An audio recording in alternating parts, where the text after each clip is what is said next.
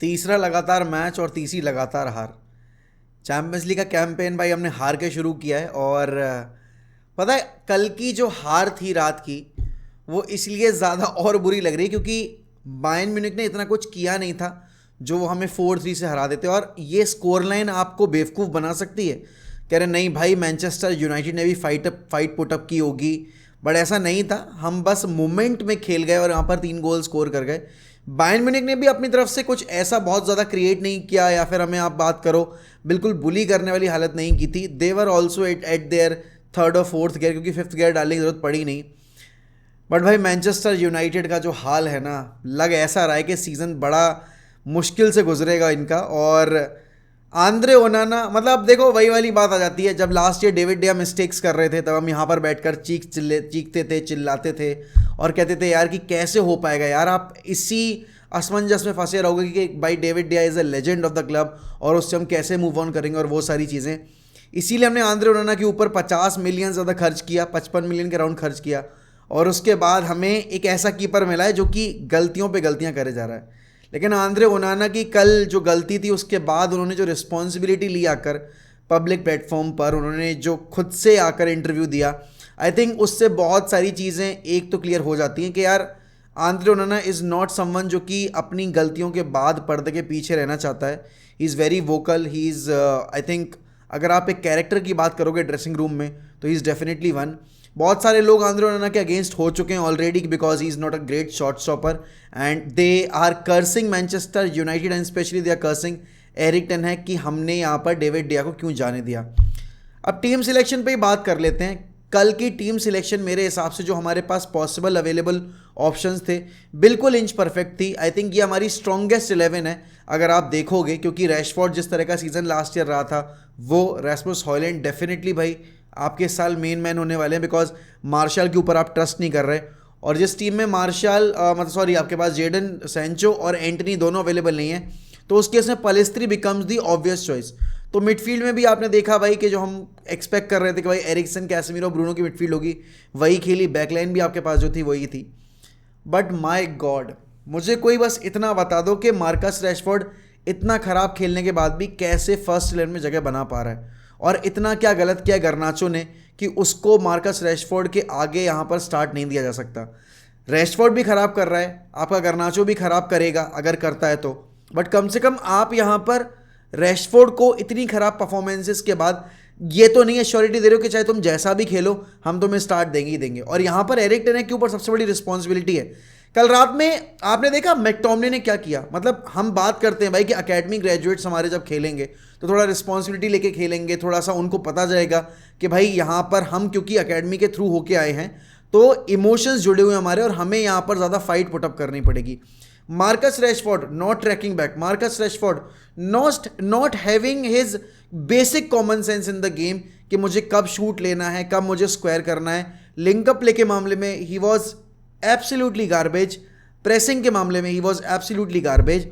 और फिर हम सब्स्टिट्यूट करते हैं भाई और एरिक्सन को हटाकर हम मैकटोमिने लेकर आते हैं। और McTominay, there is a clip, मैं शो नहीं कर सकता क्योंकि कॉपीराइट आ जाएगा, बट आपने ध्यान दिया जब मैकटोमिने को बॉल स्क्वायर की थी वहाँ पर मार्शल ने, तो मैकटोमिने ने वहाँ पे पोजीशन लूज़ किया मैकटोमिने ने और वहाँ पर जॉगिंग करना स्टार्ट कर दिया।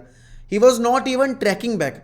और सोचो आप यहाँ पर एक ऐसा प्लेयर जो कि फ्रेश लेग लेकर आया है, वो ट्रैक बैक भी नहीं कर रहा है, वो यहाँ पर अपना इनपुट भी देने को तैयार नहीं है। और सर्ज रेग्यून जो कि 75 मिनट की फुटबॉल खेल चुके थे, 80-85 मिनट की फुटबॉल खेल चुके थे, he was sprinting back defend करने के लिए। आई नो वो डिफेंडर, उसकी फर्स्ट प्रायोरिटी डिफेंस करना ही है, बट मैं बात कर रहा हूँ यहाँ पर एम्बिशन की। और आप अगर बात करो यहाँ पर, बहुत सारे लोग बोलेंगे कि यार कैसेमीरो का गेम खराब था, आप बोलोगे कि भाई ब्रूनो का गेम खराब था, बट कोई इस बारे में बात करने को तैयार नहीं कि मार्कस रैशफोर्ड कितना खराब खेल रहा है। और मार्कस रैशफोर्ड को हर बार एक प्रोटेक्टिव कवर मिलता है because is an academy graduate. Eriksen की परफॉर्मेंस मिडफील्ड में आई थिंक बद से बदतर होती जा रही है। 20 मिनट के बाद एरिक्सन के पास उतनी पेस नहीं थी, उतना स्टेमिना नहीं था कि वो 60 मिनट तक कंटिन्यू कर पाते। और हमने 65 मिनट के अराउंड यहाँ पर एरिक्सन को निकाला था if I am not wrong. और उसके बाद हम जिस प्लेयर को लेकर आए वो भी भाई इतना लेथर्जिक गेम दिखा रहा है हमें। कल सोल्शर का इंटरव्यू है, उन्होंने बोला कि यार बहुत सारे प्लेयर्स यूनाइटेड में ऐसे हैं जिनको लगता है कि वो वर्ल्ड क्लास हैं, बट एक्चुअल में वो वर्ल्ड क्लास नहीं है, वो वर्ल्ड क्लास कहलाने लायक नहीं है। और आप देख रहे हो कि डिएगो डेलो, एक टाइम पर Diogo Dalot was starting ahead of Aaron Bissaka, और because Diogo Dalot was performing so well, तो हम यहाँ पर एरन बिसाका को सेल करने की भी कोशिश कर रहे थे लास्ट ईयर, अगर आप इसी टाइम पीरियड की बात करो तो। बट कल जो मैंने डिएगो डेलो के एंड से देखा है, बिकॉज ऑफ दैट प्लेयर, कल फकुंदो पलेस्त्री का पूरा गेम चौपट हो गया, बिकॉज उस बंदे ने इतनी बॉल लूज की है, डिएगो डेलो ने इतने मतलब गलत एरियाज में बॉल पास की है जिसका कोई हद नहीं है। और आप इन परफॉर्मेंसेस के बाद डिएगो डेलो को रिप्लेस भी नहीं कर सकते कि बिकॉज आपके पास वैन बिसाका नहीं है। यहाँ बात आती है भाई कि मैनेजर को आप कितने ऑप्शंस प्रोवाइड करवा रहे हो। अब आप देख रहे हो यहाँ पर कि Bruno Fernandes playing out of position in the last 2 games. आप चाहे अभी लास्ट गेम हमारा ब्राइटन वाला बात करो या फिर आप कल वाला गेम बात करो, यूनाइटेड बिल्कुल ब्रूनो को समझ ही नहीं पा रही कि उसको कहाँ यूज़ करना चाहिए। एंड स्कोर लाइन पता है 4-3 काफ़ी मिसलीडिंग है, क्योंकि अगर आप देखो बायर्न म्यूनिख यहाँ पर 6 से 7 गोल स्कोर कर सकती थी उनके अगर पोस्ट हिट नहीं होते तो। बट देन अगेन हमने मोमेंट्स पर गेम बनाया, हमने 3 गोल स्कोर कर दिए, बट हमारी परफॉर्मेंस जो थी ना वो बहुत वाहियात थी। लिसांद्रो मार्टिनेज अगेन एक डिसेंट परफॉर्मेंस, लिसांद्रो ने कल अच्छा गेम दिखाया, बट ही वॉज नॉट, मतलब मैं यही बोल सकता हूँ, ही was not that good enough कि हम बायर्न को होल्ड कर पाते। और जो गोल्स हमने कंसीड किया, मतलब आपने गोल स्कोर किया, रैसमस हॉलैंड के लिए मैं बहुत खुश हूँ। रैसमस हॉलैंड, सोचो आप अगर एक ऐसा प्लेयर जो कि अभी अभी आया है यूनाइटेड में, और एक ऐसा प्लेयर जो कि एकेडमी से होकर आ रहा है, और वो जो अभी आया है वो ज़्यादा पैशन दिखा रहा है, वो ज़्यादा आपको इनपुट दे रहा है, ट्रैक बैक कर रहा है, वो सारी चीज़ें। हाँ ठीक है, अगर आप वैसे देखोगे बॉल चलाने के मामले में रैसमस हॉलैंड ने उतना कुछ प्रोवाइड नहीं किया यूनाइटेड को, क्योंकि हमें बॉल ही उतनी नहीं मिली। लेकिन मार्कस रैशफोर्ड एक ऐसा प्लेयर जो लास्ट ईयर टीम को लीड कर रहा था, एकदम से शोल्डर्स ड्रॉप हो गए, और हर साल की यही कहानी है, ऑल्टरनेट ईयर में हमेशा मार्कस रैशफोर्ड ने परफॉर्म करके दिया है। टेन हैग को अगले गेम वीक भाई देखो अब हमें बर्नली से खेलना है प्रीमियर लीग में, एंड इट्स हाई टाइम कि यहाँ पर हम गर्नाचो को मौका दें। गर्नाचो का अच्छा खेले चाहे बुरा खेले, but he needs to start the game. You can't simply give and keep on giving Marcus Rashford chances, जब आपने सेम चीज़ के लिए रोनाल्डो को बेंच पे डाला, आपने सेम चीज़ के लिए आपने सेंचो को क्रिटिसाइज़ किया। अब मैं नहीं चाहता कि भाई मार्कस रैशफोर्ड को यहाँ पर अगले गेम में स्टार्ट मिले, आपको स्टैंडर्ड सेट करने पड़ेंगे। And Scott McTominay, players like them. Fred था हमारे पास, फ्रेड जैसा बंदा भाई वर्क रेट के मामले में अनमैच था, और स्कॉट मैकटोमिने फ्रेश लेग्स लेकर भी यहाँ पर 75th मिनट में जो आपकी बायर्न की टाइड लाइनअप है उसके अगेंस्ट भी प्रेस नहीं कर पा रहे हैं, उसके अगेंस्ट भी स्प्रिंट नहीं मार पा रहे हैं, ट्रैक बैक नहीं कर पा रहे हैं। एंड आप देखो यार, यहाँ पे आपने तीसरा गोल स्कोर किया है, उसके बाद आपके पास ज़्यादा टाइम बचा नहीं था कम बैक करने का। एंड जितने भी हमने गोल मारे हैं ना, वो इस वजह से और हो गए क्योंकि उनका कीपर भी इक्वली खराब था, बल्कि हमसे ज़्यादा खराब था। एंड अब आप वही वाली बात आ जाती है, मार्शल के लिए हम इतना कुछ बोलते रहते हैं कि मार्शल इज दिस दैट ऐसा वैसा, बट कल रात में जब वो बेंच से होकर आया तो ही outplayed Marcus Rashford.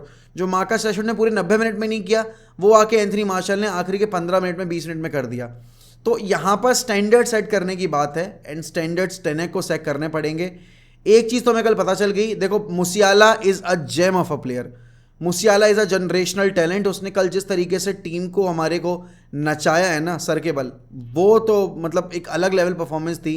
Then Leroy Sane could have easily scored a brace, और could have even scored a hat trick as well, अगर वो पोस्ट वोस्ट नहीं लगते तो। आप यहाँ पर मथाइस टेल की बात करो, भाई साहब क्या गोल मारा है उसने, एंड वो कंपोजर बॉल के ऊपर, वो डिसाइसिवनेस, वो सब कुछ बायर्न के गेम प्ले में मिसिंग थी, उसके बावजूद उन्होंने हमें 4-2 हराया है।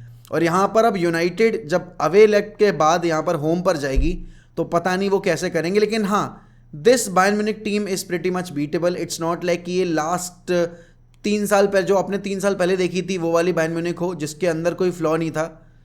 इस टीम के अंदर बहुत सारे लूपहोल्स हैं, आपको शुरुआत के 5 मिनट के अंदर मौका मिला था चांस बरी करने का। और हाँ, एक सबसे इंपॉर्टेंट चीज़, टेन हैग से प्री मैच में पूछा गया कि आपने ये जो लाइनअप खिलाई है और ऐसा वैसा, आपको क्या कमज़ोरी दिख रही है, तो टेन हैग ने बोल दिया कि भाई Alfonso Davis is not a good defender. अब मुझे समझ में नहीं आ रहा कि क्यों मीडिया ट्रेनिंग नहीं दी जा रही टेन हैग को कि आपको क्या बोलना है क्या नहीं बोलना है।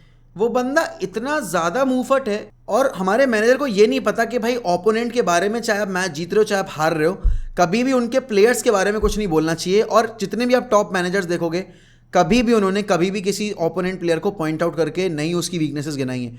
एंड जब वो इंटरव्यू हो गया उसके बाद इट फेल्ट लाइक कि भाई अल्फोंसो डेविस तो was a man on a mission, और उसने कुत्ता बना के रखा था लिटरली डिएगो डेलो को, और उसकी वजह से यहाँ पर फकुंदो पेलेस्ट्री की परफॉर्मेंस डाउन हुई। टेन हैग को अपनी जुबान कंट्रोल में रखनी पड़ेगी। एक तो आप मैच जीत नहीं रहे हो, पिछले 3 गेम में आपने 10 गोल कंसीड कर लिए हैं, और उसके बाद you had the audacity to call out an opponent player जिसने लिटरली आपको बिल्कुल ही निचोड़ के फेंक दिया उस विंग के ऊपर, कुछ क्रिएट ही नहीं करने दिया। और वो जो ओवर डिपेंडेंसी है ना हमारी रैशफोर्ड के ऊपर, वो सबसे बड़ा सरदर्द बनेगी हमारे लिए आगे चल के, क्योंकि रैशफोर्ड के का लग नहीं रहा है। रैशफोर्ड को नया कॉन्ट्रैक्ट मिल गया, तो जब तक कॉन्ट्रैक्ट नहीं मिला था तब तक Marcus Rashford was performing so well, और अब जब कॉन्ट्रैक्ट मिल गया है उसके बाद आपको हालत दिखी रही है भाई मार्कस रैशफोर्ड की क्या है। There are few positives from this game कि हमारे अंदर वो मतलब पोटेंशियल है कि हम बड़ी टीम्स को हरा सकते हैं। बट आप देखो कि 2 साल पहले हमने हराया था आपकी स्पर्स को अवे टर्फ पर, अगर आप टॉप क्लब्स की बात करोगे, जहां हमें विक्ट्री मिली थी 3-0 की, और उसके बाद से आज तक हम किसी भी टॉप क्लब के अगेंस्ट अवे टर्फ पर जाकर नहीं जीते हैं, which is a very concerning side. बस एक चीज़ अच्छी है कि कल कोपनहेगन और आपकी गैलातासरे का मैच जो था वो ड्रॉ हो गया, तो यहाँ पर उम्मीद है कि हम क्वालिफाई शायद कर सकते हैं। बट क्या हम कॉन्फिडेंटली ये चीज़ बोल सकते हैं कि भाई हम क्वालिफाई करेंगे ही करेंगे? लग नहीं रहा देखकर। होपफुली जल्दी से हमें यहाँ पर अपनी जो प्रिफर्ड 11 है वो देखने का मौका मिले, वरना तो we might be getting back into the Europa slots, क्योंकि परफॉर्मेंस हमारी बहुत ख़राब चल रही है एंड हमारे पास गोल स्कोरर्स नहीं है। ऑल्दो हमने कल 3 गोल स्कोर किए, बट उसमें से हमें पता है भाई हम कितने क्लिनिकल थे कितने क्लिनिकल नहीं थे। आप लोग बता दो यार अपना ख्याल क्या था आपका मैच को देखकर, और आपके लिए वो टेन हैग के उस स्टेटमेंट ने कितना मैच का मोमेंटम चेंज कर दिया, और आप ओनाना को लेकर कंसर्न्ड हो या आपको लगता है कि ओनाना विल बी डिलीवरिंग जिस लिए हम उसको लेकर आए थे वो परफॉर्मेंसेज। मुझे तो लगता है I will be banking ओनाना, but हाँ बात ये कि ओनाना को बैक करने के लिए उसको परफॉर्मेंसेज ड्रॉप भी करनी पड़ेंगी।